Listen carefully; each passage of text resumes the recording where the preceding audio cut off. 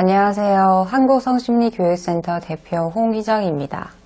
자기 공부를 가르치는 편말입니다. 일반 우울증 여성의 63.2%와 산후 우울증 여성의 75.5%가 성욕 저하를 경험했다는 통계가 있을 만큼 우울증도 부부 등 커플의 성생활을 방해하는 요소로 꼽히는데요. 그래서 오늘은 우울증에 대해서 샅샅이 알아보기로 하겠습니다. 우울해 죽겠는데 남자친구나 남편이 자꾸 귀찮게 한다고 투덜대는 여자들도 있고, 아내가 자꾸 우울하다고 해서 억지로 금욕 생활을 하는 남편분들도 있더라고요. 나도 그런 얘기는 꽤 들어봤지. 먼저 우울증은 정신의학과 임상심리학 등 심리학에서는 정신장애로 규정하고 있습니다.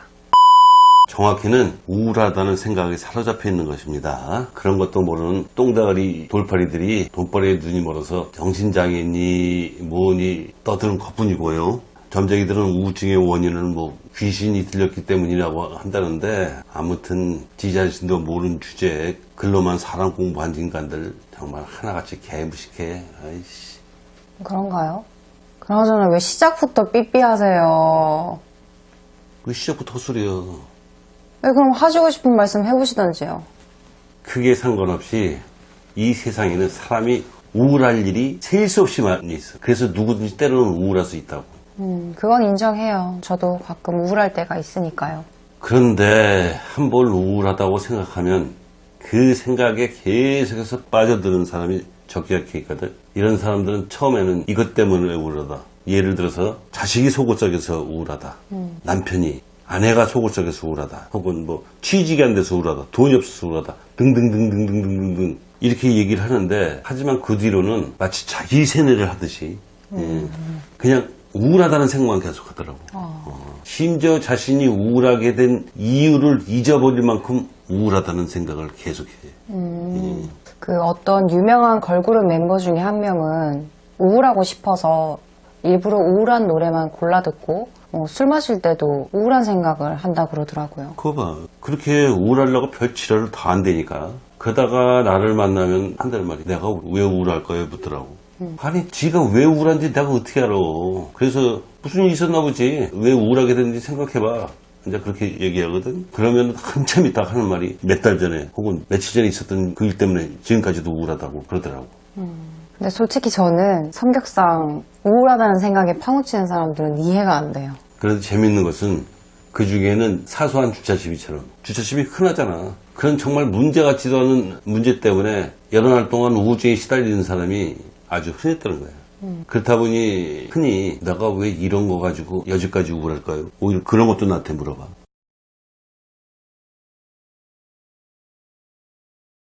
저도 그런 사람들을 많이 봤어요. 아무리 생각해도 우울한 일은 아닌 것 같은데도 막 우울하다고 하더라고요. 우울하다는 생각에 스스로 세뇌됐으니 온통 우울하게만 보이겠지. 그 모양이니 섹스하고 싶겠어? 또 섹스를 해도 재미가 있겠어? 반사다 지겹지 뭘. 심지어 문제는 이미 해결됐는데도, 쉽게 말하면 더 이상 우울할 일이 없는데도 여전히 우울하다고 지랄하는 사람들도 있어요. 황당해서 더 이상 우울할 일이 없는 것 같은데 왜 우울하니 물으면 또 황당하게 대답하기를, 그러게요, 내가 지금 왜 우울하죠? 한마디로 자기 문제가 해결된지도 모를 만큼 우울하다는 생각에 사로잡혀 있다는 말이 되겠지. 근데 그 정도라면은 자기 자신한테 너무 관심이 없는 거 아닌가요? 그러게 말입니다. 그래서 우울증뿐 아니라 그 밖에 하여튼 공황장애니 뭐니 하여튼 그런 정신문제에 시달리는 사람들한테는 내가 사람의 삶은 무엇에 집중하는가에 따라서 달라진다. 그러니까 집중할 거에 집중해라. 우울하다는 생각처럼 집중하지 않을 거에 집중하면 지 자신도 모르는 돌팔이들한테 정신병자로 오해받아서 수십 년 동안 정신병원에 갇혀 지낼 수도 있고 범죄자가 돼서 교도소에 갇힐 수도 있다. 그렇게 말하거든. 우울증 때문에 범죄를 저지르기도 하나요? TV에 나오는 상남자 나부랭이들이 그렇게 말하잖아. 우울증 때문에 살인을 저지르는 사람도 있고 어떤 범죄를 저지르는 사람들이 있다고. 몰라? 처음 들어봐요. 그건 그렇고 자신은 아무런 이유도 없이 그냥 우울하다고 하는 사람들도 있던데요. 그래서 우울증은 원인이 없다고 말하는 돌팔이들도 있지. 신종 돌팔인데. 아무튼 사람의 기억력에는 한계가 있어요. 그렇다 보니까 몇 년 전에 혹은 몇십 년 전에 있었던 사건 때문에 우울하게 됐다. 그러면 그 사건 하다가 몇 년이 지난 뒤에 지금까지 혹은 몇십 년이 지난 지금까지 기억을 못할 수도 있겠지. 그렇죠. 네. 아무리 생각을 해도 기억을 못할 수도 있고 그런 사람들이 있더라고 가끔. 그런 정도라면 정신과 치료를 받는 게 낫겠네요. 큰일 날 소리를. 저도 요즘 몇몇 연예인들이 공황장애 어쩌고 저쩌고 하면서 정신과 치료를 하다가 TV에 나와서 말하는데, 정신과 치료 받다가 몇 년씩 몇십 년씩 정신병원에 갇혀있는 사람이 수두룩해. 그만큼 정신과 치료는 엄청나게 위험한 거예요. 더구나 심리치료 전공하신 석사님께서 그렇게 말씀하시면 안 되지. 그런 사람들은 심리치료, 그 중에서도 글쓰기 치료하는 심리치료를 받아야 합니다. 이번 기회에 아주 명확하게 알아두십시오.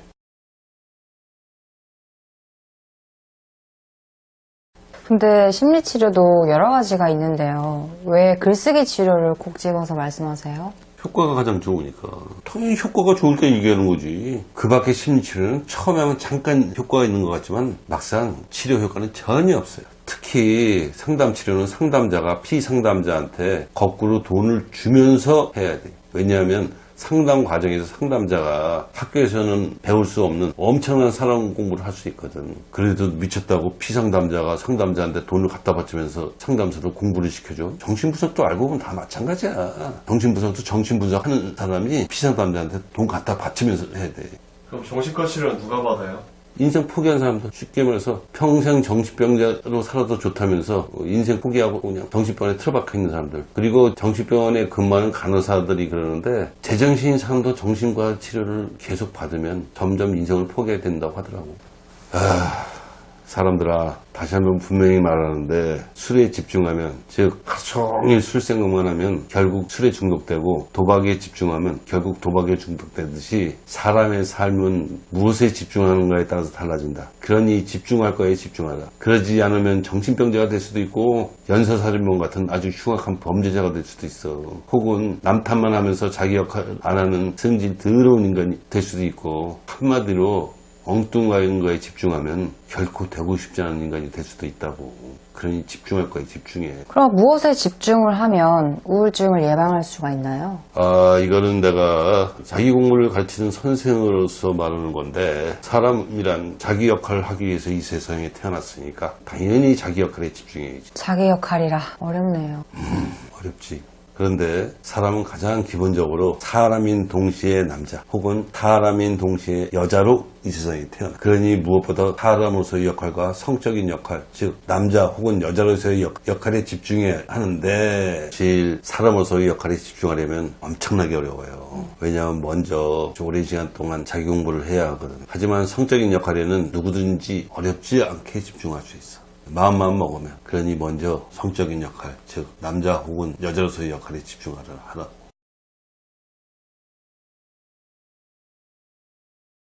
이제까지 우울증에 대해서 알아봤는데요. 심지어 아기가 빵긋빵긋 녹는 걸 보고도 우울하다는 사람이 있을 만큼 우울증으로 고통받는 사람들은 우울하다는 생각을 많이 하시더군요. 하지만 그러다 보면 만족한 성생활은 점점 더 어려워지니까 우울하다는 생각은 자제하시기 바랍니다. 그러다가 연인이나 배우자가 바람을 필 수도 있거든요.